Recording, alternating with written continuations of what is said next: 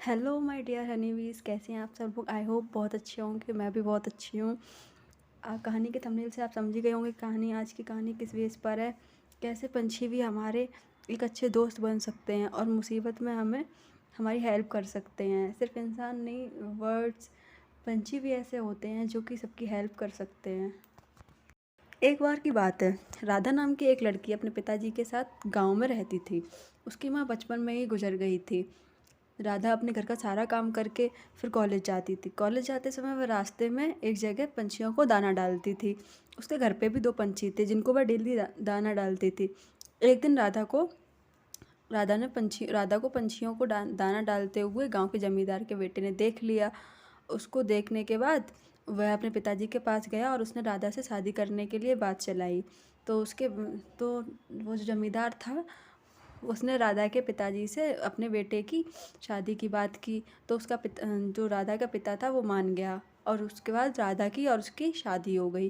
राधा शादी करने के बाद अपने ससुराल में अपने पंछियों के पिंजरे को भी लेके जाती है और वो डेली अपने पंछियों को दाना डालती थी, जो कि उसकी सास को पसंद नहीं था।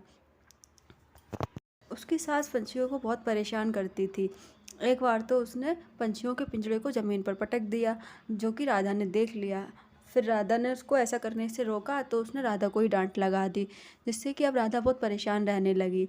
एक दिन उसके परेशानी का कारण उसके पति ने उससे पूछा, तो उसने फिर उसको बताया कि उसकी सासू माँ कैसे उसके पंछियों को परेशान करती हैं।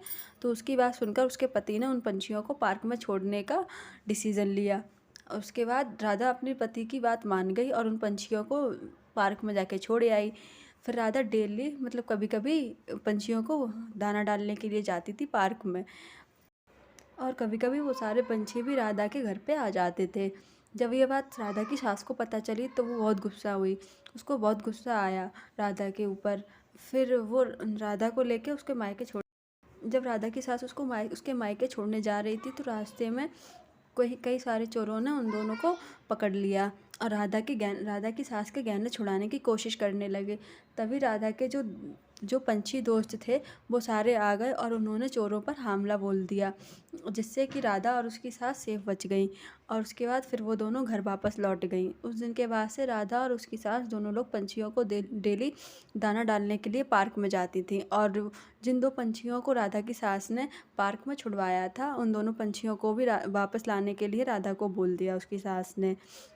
इस स्टोरी से हमें यह मोरल मिलता है कि हमें कभी भी पंछियों के साथ एक गलत बिहेव नहीं करना चाहिए, क्योंकि यार उनमें भी तो जान होती है।